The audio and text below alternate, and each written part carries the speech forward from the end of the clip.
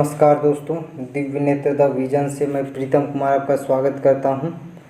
वस्तुनिष्ठ प्रश्नों के संग्रह के इस कड़ी में आज का भारतीय संविधान का छठा टॉपिक नीति निर्देशक तत्व लेकर आपके बीच उपस्थित हूं। चलिए शुरुआत करते हैं। आज का पहला प्रश्न है, भारतीय संविधान में राज्य के नीति निर्देशक तत्व की संकल्पना किस देश के संविधान पर आधारित है? ऑप्शन है ब्रिटेन, आयरलैंड, संयुक्त राज्य अमेरिका, कनाडा।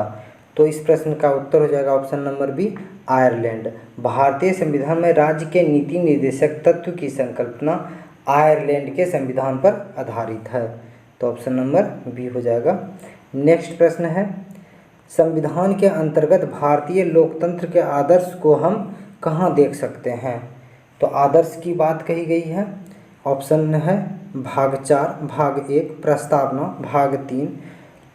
तो इस प्रश्न का उत्तर हो जाएगा ऑप्शन नंबर ए, भाग 4 में। ठीक, इसके अनुसार राज्य ऐसे सामाजिक व्यवस्था की स्थापना करेगा जो सामाजिक, आर्थिक और राजनीतिक न्याय, नागरिक जीवन के सभी संस्थाओं को अनुप्रमाणित करती है। तो इस प्रश्न का उत्तर हो जाएगा दो का ए।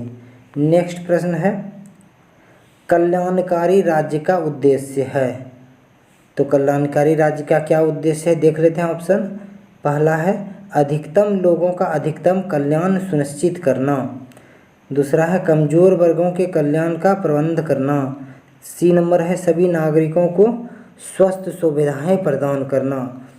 चौथा ऑप्शन उपर्युक्त में से कोई नहीं। तो इस प्रश्न का उत्तर हो जाएगा ऑप्शन नंबर ए, अधिकतम लोगों का अधिकतम कल्याण सुनिश्चित करना। भारतीय संविधान में कल्याणकारी राज्य का उद्देश्य की पूर्ति संविधान के भाग 4 राज्य के नीति निर्देशक तत्व के माध्यम से अनुच्छेद 36 से 51 के बीच किया गया है। इन अनुच्छेदों के तहत अधिकतम लोगों के लिए अधिकतम कल्याण की बात कही गई है। तो इस प्रश्न का उत्तर हो जाएगा ऑप्शन नंबर ए। नेक्स्ट प्रश्न है, निम्नलिखित में से भारत में मौलिक कर्तव्य कौन सा है? तो ऑप्शन ए है न्यायपालिका से कार्यपालिका का पृथक्करण। ऑप्शन नंबर बी है हमारी मिलीजुली संस्कृति की समृद्ध विरासत को सुरक्षित करना। नेक्स्ट है बच्चों के लिए मुक्त एवं अनिवार्य शिक्षा। और डी नंबर है ऑप्शन अस्पृश्यता की परंपरा को समाप्त करना। तो देख लेते हैं इसका आंसर क्या होगा। मौलिक कर्तव्य की बात है, तो मौलिक कर्तव्य क्या है? हमारी मिलीजुली संस्कृति की समृद्ध विरासत को सुरक्षित करना। इसका आंसर हो जाएगा चौथा का बी हो जाएगा, क्योंकि न्यायपालिका से कार्यपालिका का पृथक्करण किस में है? नीति निर्देशक तत्व में है। और बच्चों के लिए मुक्त एवं अनिवार्य शिक्षा की बात कहाँ कही गई है? मौलिक अधिकार अनुच्छेद 21A में 86वां संविधान संशोधन 2002 द्वारा जोड़ा गया। ऑप्शन डी में है अस्पृश्यता की परंपरा को समाप्त करना। तो ये संविधान के मौलिक अधिकार भाग 3 में अनुच्छेद 17 में वर्णित है। तो इस प्रकार इस प्रश्न का उत्तर हो जाएगा मौलिक कर्तव्य ऑप्शन नंबर बी, हमारी मिलीजुली संस्कृति की समृद्ध विरासत को सुरक्षित करना। नेक्स्ट प्रश्न चलते हैं, मूल कर्तव्य का वर्णन संविधान के किस अनुच्छेद में है? तो मूल कर्तव्य का वर्णन कब कहाँ पे है? तो ऑप्शन देख लेते हैं। अनुच्छेद 51 में, अनुच्छेद 57 में, अनुच्छेद 51 को में, अनुच्छेद 24 में। तो इस प्रश्न का उत्तर हो जाएगा ऑप्शन नंबर सी, अनुच्छेद 51 को में। 42वां संविधान संशोधन अधिनियम 1976 में सरदार स्वर्ण सिंह समिति के अनुशंसा पर संविधान में एक आर्टिकल अनुच्छेद 51 को के तहत मौलिक कर्तव्य जोड़ा गया, जिसके तहत 10 मौलिक कर्तव्य जोड़ा गया था। फिर बाद में एक और मौलिक कर्तव्य संविधान का 86वां संविधान संशोधन 2002 द्वारा जोड़ा गया, 11वां मौलिक कर्तव्य, जिसमें कहा गया कि प्रत्येक माता पिता को यह कर्तव्य होगा कि अपने बच्चे को स्कूली प्राथमिक शिक्षा दे। तो इस प्रश्न का उत्तर हो जाएगा ऑप्शन नंबर सी। नेक्स्ट प्रश्न है, भारतीय संविधान का कौन सा अनुच्छेद यह निर्धारित करता है कि राज्य के नीति निर्देशक सिद्धांत किसी न्यायालय द्वारा लागू नहीं किया जा सकता है? तो इस प्रश्न का उत्तर देख लेते हैं क्या है ऑप्शन। अनुच्छेद 31, अनुच्छेद 38, अनुच्छेद 37, अनुच्छेद 39। तो संविधान का अनुच्छेद 36 से 51 तक में नीति निर्देशक तत्व की बात कही गई है भाग 4 में। तो इसमें अनुच्छेद 37 में स्पष्ट रूप से कहा गया है कि अगर राज्य के नीति निर्देशक सिद्धांत किसी न्यायालय द्वारा लागू नहीं किया जा सकता है। तो इस प्रश्न का उत्तर हो जाएगा ऑप्शन नंबर सी। नेक्स्ट प्रश्न चलते हैं। किसने कहा था कि राज्य के नीति निर्देशक तत्व ऐसा चेक है जिसे सुविधा अनुसार अदा किया जा सकता है। तो ऑप्शन है K M. Munshi, B R. Ambedkar, K T. Shah, doctor Rajendra Prasad. तो इस प्रश्न का उत्तर हो जाएगा K T. Shah. Professor K T. Shah Bihar प्रांत से संविधान सभा के सदस्य चुने गए थे, जो सलाहकार समिति और मौलिक अधिकार उप समिति के सदस्य भी थे। उन्होंने राज्य के नीति निर्देशक तत्व की तुलना ऐसे चेक से की जो बैंक के सुविधा अनुसार भुनाया जा सकता है या अदा किया जा सकता है। जो बोलिएगा ये के.टी. शाह ने। बहुत ही इम्पोर्टेंट प्रश्न है ये। नेक्स्ट देखते हैं। समान नागरिक संहिता किस राज्य में लागू है। तो इस प्रश्न का उत्तर हो जाएगा, देख लेते हैं ऑप्शन में क्या है। जम्मू कश्मीर, नागालैंड, गोवा, मिजोरम। तो इस प्रश्न का उत्तर क्या हो जाएगा ऑप्शन नंबर सी, गोवा। समान नागरिक संहिता कहाँ है, गोवा में। समान नागरिक संहिता के अंतर्गत सिविल मौलिक जैसा विवाह, तलाक, उत्तराधिकारी आदि के संबंध में सभी धर्म के लिए समान रूप से कहा गया है कि कोई जैसे हिंदू हो गया तो हिंदू के लिए अलग विवाह कानून है, और मुस्लिम है कोई तो मुस्लिम के लिए अलग विवाह कानून है।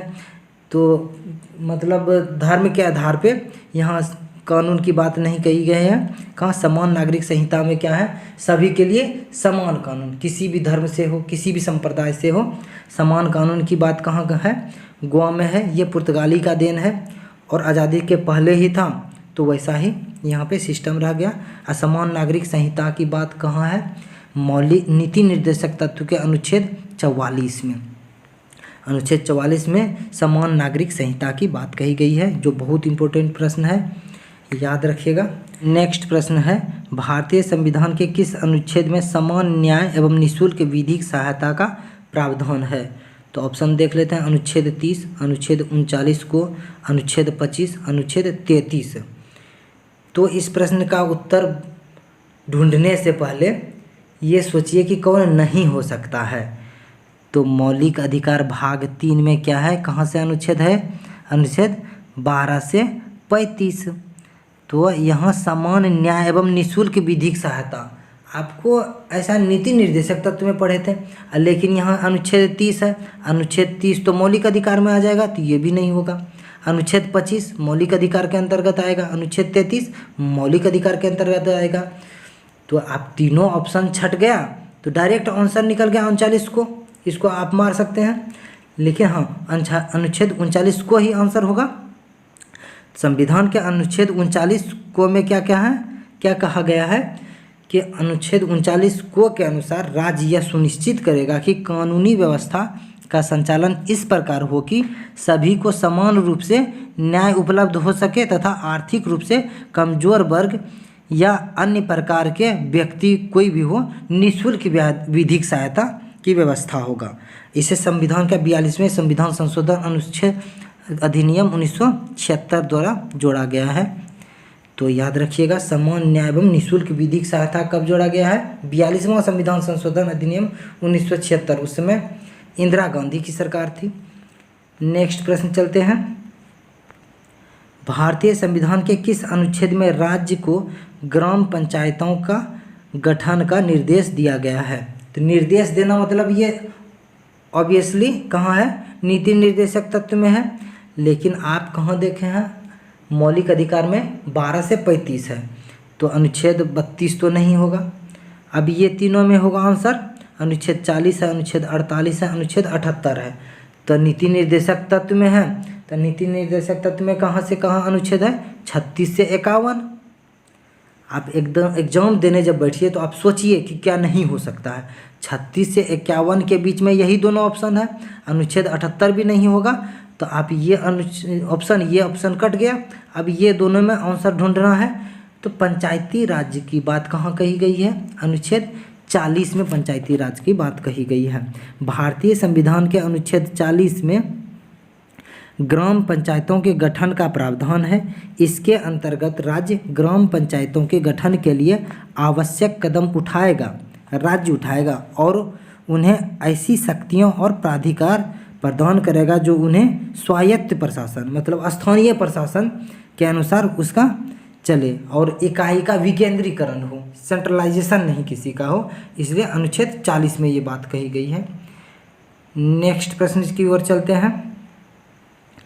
कार्यपालिका से न्यायपालिका का पृथक्करण मतलब अलग करना, पृथक्करण करना मतलब अलग करना। कार्यपालिका से न्यायपालिका का पृथक्करण का सिद्धांत संविधान के किस भाग में वर्णित है?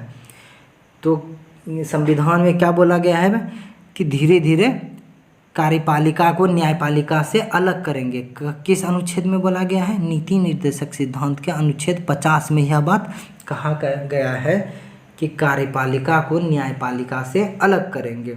ठीक, तो यहाँ तो प्रस्तावना नहीं होगा, मौलिक अधिकार भी नहीं होगा, 7वीं अनुसूची भी नहीं होगा। तो क्या हो जाएगा? ऑप्शन नंबर सी, राज्य के नीति निर्देशक तत्व में।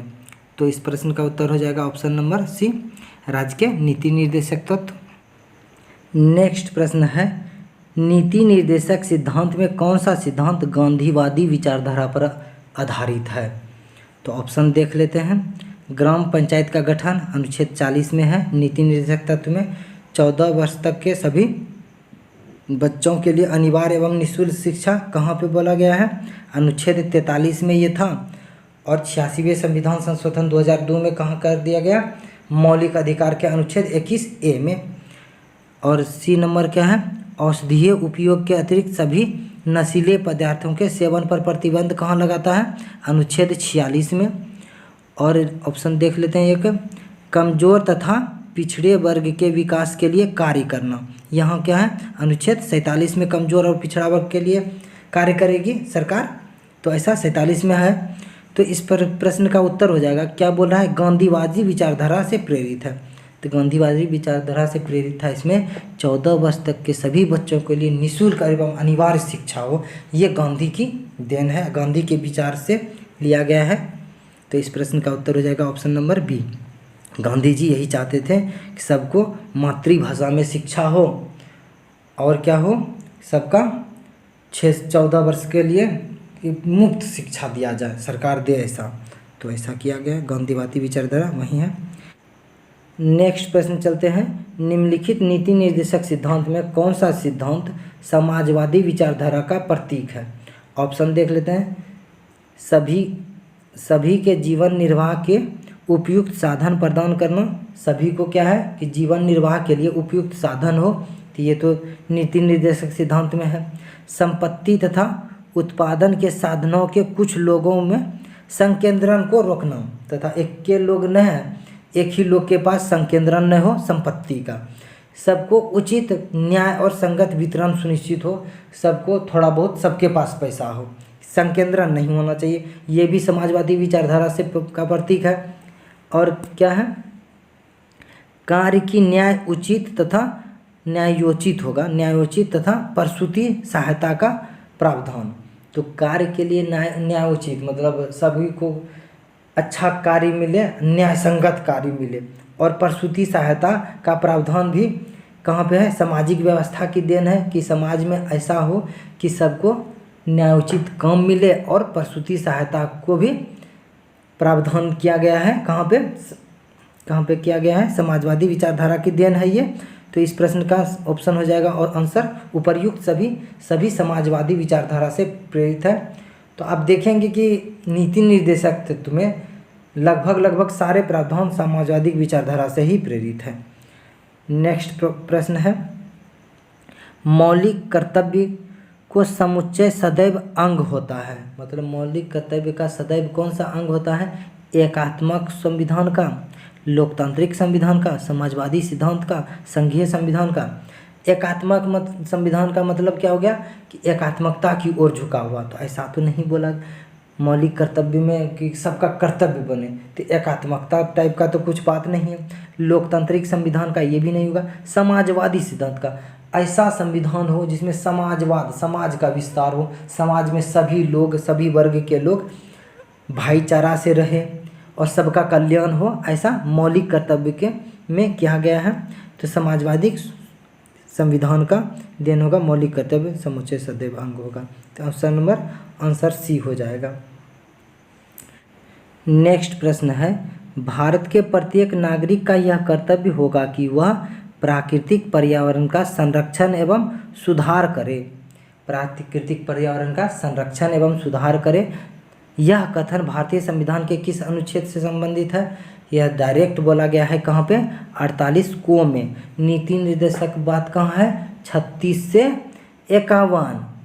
नीति निर्देशक तक 36 से 51 है और 56 तो संघ सूची में आ जाएगा। 21 कहाँ? भाग 3 में आ जाएगा। तो ये दोनों तो ऑब्वियसली नहीं होगा। 51 का को में क्या है? मौलिक कर्तव्य है, ये भी नहीं होगा ऑप्शन में। तो डायरेक्ट आंसर निकल गया अनुच्छेद 48 को। तो इस प्रकार आप ये देखिए कि ऑप्शन में कौन नहीं है, इससे भी आंसर ढूंढ सकते हैं। तो इस आंसर तक पहुंच चुके हैं। अनुच्छेद 48 को में क्या कहा गया है कि हम प्राकृतिक पर्यावरण का संरक्षण करेंगे, उसका सुधार करेंगे। वन्य जीव प्राणी का भी बात इसी में के अंतर्गत कहा गया है। तो इसका आंसर हो जाएगा ऑप्शन नंबर ए। नेक्स्ट प्रश्न है, निम्न में से कौन सा एक विषय वह है जिसे संविधान में भारतीय नागरिकों को मूल कर्तव्य की सूची में शामिल किया गया है? मतलब मूल कर्तव्य में क्या है? मूल कर्तव्य में कितना है? 11 बात कहा गया है। देख लेते हैं। धर्मनिरपेक्षता का व्यवहार करना। धर्मनिरपेक्ष कहाँ है? मौलिक अधिकार में है, ठीक। और कहाँ है? प्रस्तावना में है। तो ये तो गलत बात है, ये नहीं होगा। विज्ञान, स्वभाव, मानववाद और ज्ञान अर्जन तथा सुधार आदि की भावना विकसित करना, हाँ ये मौलिक कर्तव्य में बात कहा गया है। 8वां कर्तव्य शायद, हाँ 8वां कर्तव्य तो यही है, वैज्ञानिक सोच विकसित करना है। तो वैज्ञानिक स्वभाव, मानववाद और ज्ञान अर्जन तथा सुधार आदि की भावना का विकसित करना मौलिक कर्तव्य में ही है। तो इसका आंसर तो मिल गया। तो और देख लेते हैं ऑप्शन क्या है आगे। सरकार के सभी करों या नियमित और सही ढंग से भुगतान करना, ये तो कहाँ है? सभी कर का भुगतान करना, ये तो कानूनी अधिकार है और नीति निर्देशक तत्व में भी है। और क्या है? ऑप्शन देख लेते हैं। अपने कर्तव्य का निष्पादन कर रहे किसी लोक सेवक पर आक्रमण न करना, ऐसा भी बात नहीं किया गया है। इसका आंसर सीधा सा मौलिक कर्तव्य में हो जाएगा। मानववाद और ज्ञान अर्जन तथा वैज्ञानिक सोच को विकसित करना है। तो इसका आंसर हो जाएगा ऑप्शन नंबर बी। नेक्स्ट प्रश्न है, भारतीय संविधान का अनुच्छेद 41 किससे संबंधित है? केंद्र सरकार से। तो केंद्र सूची की बात कहाँ कही गई है? भाग 5 में, जो 51 के बाद अनुच्छेद में है। तो ये तो नहीं होगा। अनुच्छेद 41 तक है। अनुच्छेद 41 नीति निर्देशक तत्व है। तो राज्य का नीति निर्देशक सिद्धांत, ये आंसर हो जाएगा राज्य सरकार से। ये तो भाग 6 में है। अब भारतीय नागरिक के मौलिक अधिकार में तो भाग 3 में है, जहाँ 12 से 35 तक का अनुच्छेद है और यहाँ अनुच्छेद 41 है। तो अनुच्छेद 41 में राज्य का नीति निर्देशक सिद्धांत से संबंधित है। और संविधान के अनुच्छेद 41 के अंतर्गत राज्य अपने आर्थिक संसाधन के अनुसार, आर्थिक संसाधन राज्य के पास कितना है उसके अनुसार क्या करेगा? विकसित करेगा कि यह प्रयास करेगा कि सभी नागरिक अपना योग्यता के अनुसार रोजगार व शिक्षा प्राप्त कर सके, कि जितना धन रहेगा राज्य के पास उतने ना देगा। तो यही बात कहा गया है। तो राज्य के नीति निर्देशक सिद्धांत में है अनुच्छेद 41। नेक्स्ट प्रश्न है, भारतीय संविधान के अनुच्छेद 43 को में वर्णित उद्योगों के प्रबंध में श्रमिकों की भागीदारी किससे संबंधित है? तो 43 जैसे अनुच्छेद आए, भाग 4 36 से 51 के बीच में है। तो नीति निर्देशक तत्व, राज्य सरकार नहीं, केंद्र सरकार नहीं, राज्य के नीति निर्देशक सिद्धांत, ये सही हो जाएगा आंसर। एकदम इजी क्वेश्चन है। अगर आपका कॉन्सेप्ट अच्छा है तो आप चुटकी बजाते आंसर मारेंगे, ठीक है। और सारा क्वेश्चन इंपॉर्टेंट है, सारा क्वेश्चन प्रीवियस ईयर का है, किसी ना किसी एग्जाम में पूछ चुका है ऐसा क्वेश्चन।